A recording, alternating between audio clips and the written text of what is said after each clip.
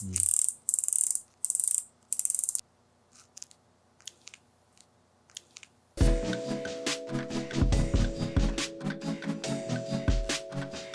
everyone, my name is Kevin and welcome back to the channel. In today's video, I am unboxing and giving my initial impressions on the K75 by Feker, a unique looking 75% keyboard with a chonky kind of knob that leaves the RK-H81 in shame. Thank you to Mechlands for sending this keyboard to me for review. Just a disclaimer, although Mechlands did send this keyboard out for review, they have no say on what I'd be saying about this keyboard, may it be positive or negative. They have not compensated me in any way, and all my opinions are mine alone.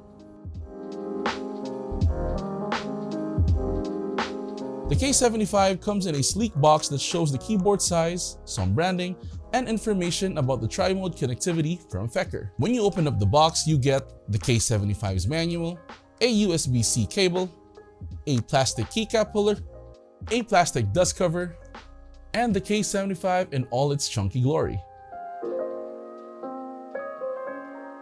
One look at the Feker K75 and you know it's a unique looking keyboard. And yes, I'm talking about this giant ass knob. It's listed as weighing 1.2 kilograms or around 2.6 pounds, making it not so heavy for you to definitely be able to bring this out to the office or to any coffee shop. Although the K75 is a 75% mechanical keyboard, it is slightly a bit bigger than a normal 75% keyboard and a tad bit smaller than a TKL. The K75's on and off switch is located right next to the USB-C port, and the 2.4 GHz dongle is stored inside a magnetic and removable cover inside this Feker logo next to the arrow keys. On the back side of the keyboard, it has 5 rubber feet, 2 two-level adjustable flip-out feet, and a gold Feker logo that also shows the key model. About that knob, it features a 1.28-inch thin film transistor or TFT LCD screen that can be pressed and has a satisfying sound and feel when you rotate it. Hey, if you want, you can even use it as a fidget spinner. Listen to that.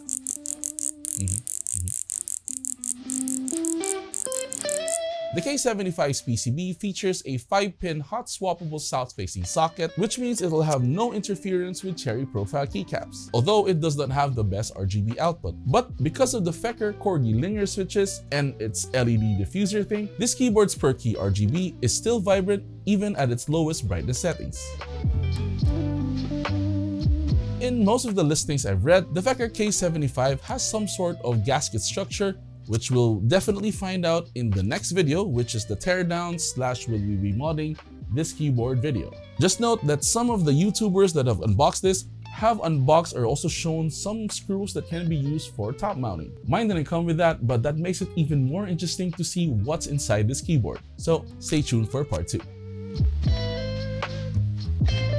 Okay, you have to admit that the Corgi linear switches have such a cute name. These Feker manufactured switches are linear and have an operating force of 37 grams and a bottom out force of 45 grams. Its stem is 13.5 millimeters long with a spring length of 22 millimeters. These switches, as I mentioned earlier, have those LED diffuser things which will definitely help out the spread of the RGB lighting in your keyboard. These are factory lube and are perfect for the enthusiasts like me who are either very busy with work, have no time at all, or are just lazy like me and don't want to lube their switches. But I am not lazy when it comes to our sponsor, Keepzilla. Keepzilla is your one-stop shop for switches, lube, and keyboard accessories such as keycap pullers, switch pullers, and a whole lot more. Check out the link in the description to get your keyboard enthusiast needs. Thank you to Sir Charles of Keepzilla for always supporting the channel. Like most mechanical keyboards nowadays, the Feker K75 has tri-mode support, meaning it can be connected either in Bluetooth mode, 2.4 GHz mode, or wired connectivity. To change between wired mode to Bluetooth and or 2.4 GHz mode, you will need to toggle the switch to the on position to enable wireless connectivity. FN+123 are Bluetooth 123, and FN+4 is 2.4 GHz mode. Another way to do it is to use the knob, which I'll be showing later in the video. So far, I'm using the K75 in Bluetooth mode and have found no issues whatsoever in my day-to-day activity, even though my Bluetooth is a bit further away from my setup. The Feker K75 does sport a 5000 mAh battery, and on paper should last a pretty long time. And as of right now, it's at 53%. I'm still testing it. I've been using it straight with full RGB since yesterday. It started off at 78%. So a day, full RGB, Bluetooth mode, so far so good. As I mentioned earlier, one of the more unique aspects of this keyboard is definitely this giant knob. Admit it, at this point of the video, you're falling in love with that knob too. No? Alright, sorry, let's continue. Initially, when you start using the K75, the LCD screen shows the battery life of the keyboard, the time and the date, and some CPU information. All this information, except for the battery life, is inaccurate. You would need to sync this up in the Feker app in your computer. You can also display a GIF or a static image if you want to, but more on that when we talk about the software. The knob at its initial functions can only be used as a volume knob and a play and pause button. It's kind of weird though that in wired mode, there's a slight delay when you try to change the volume. But in Bluetooth mode or 2.4 GHz mode, this is gone. I don't know why. We need Feker to give us some answers. Now, if you press the FN button plus the knob, you can then access the other functions like the RGB backlight speed, color of the RGB, toggling between Windows and Mac mode, RGB brightness, RGB light mode. If in wireless mode, you can choose between Bluetooth 1 to 3 or 2.4 GHz mode, and one other mode that I can't seem to determine what it is. Unfortunately, everything displayed on the knob is in Chinese, but I have read a post on Reddit that a firmware update is coming, and I'm waiting on that as well.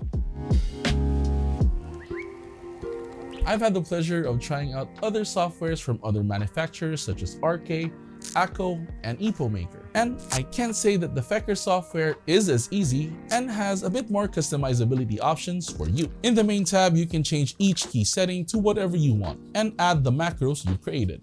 This is where you can also set the timer of the keyboard in 2.4 GHz mode or in Bluetooth mode to let it go to sleep, and when to turn off the RGB lights. The FN settings tab is where you can change what the FN key plus another key can do. Some keys though cannot be modified. The macro tab is where you can create your macros. I don't really use macros, so I skip this tab.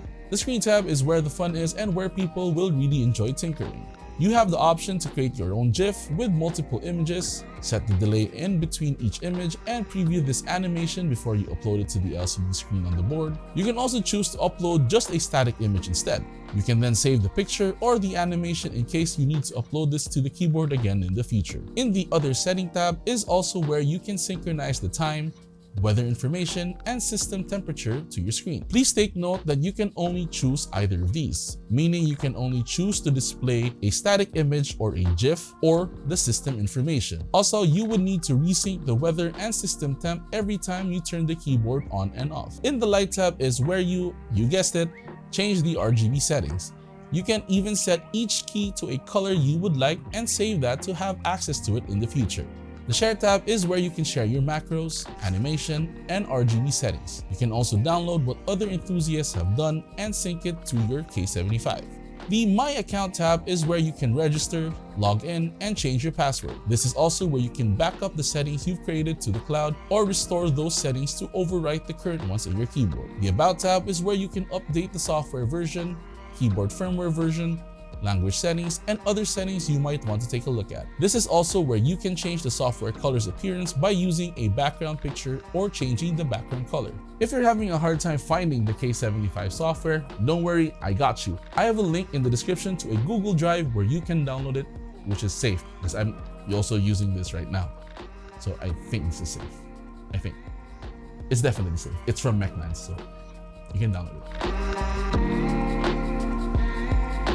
Before I give my initial impressions, here is a typing sound test of the Feker K75 in all its stock glory.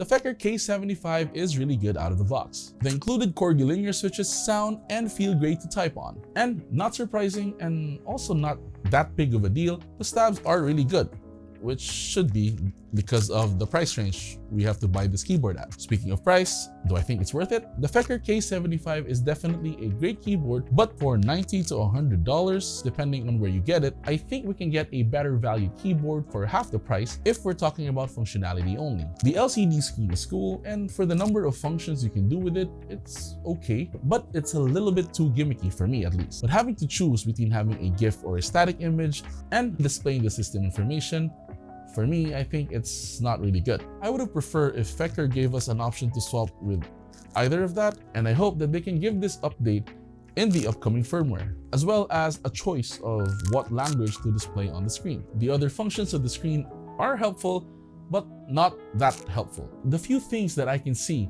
that can help or that is actually useful in the screen is the one swapping between Windows to Mac mode and choosing which wireless connectivity to use. That's about it. Of course, there's the RGB stuff where you can change the brightness, change the colors and stuff on the screen itself, but that's really more for the enthusiast who's like really into RGB. I personally turn off the RGB when I'm dating a keyboard, except for when I'm testing one. Now, is it a bad keyboard? No, I don't think it's bad. In fact, if I was just an enthusiast who wants something good out of the box in typing, sounding, and everything like that, and looks unique as well, then the K75 is definitely a good buy. Again, you will definitely have people in the office or wherever you bring this keyboard really stare at you and the keyboard. Now, the question on my mind is, do we need to mod this keyboard? Find out in the next video where we tear down the keyboard, see if it's moddable, and what are the type of mods that you would need or what possibly will be added to this keyboard if, we are to mod this. So that's it for the video. If you like this kind of content, make sure to subscribe to Zach Lane Records and hit the notification bell to get notified on when my videos come out. Like this video if you liked it, and if you didn't, let me know why. If you're interested in a chunkier mechanical keyboard that was built by my wife, or kind of built by my wife, then check out the Melitrix Zoom 98 right over here, and this other video that YouTube thinks you would like right over here. Thank you very much for watching. See you all later. Bye-bye.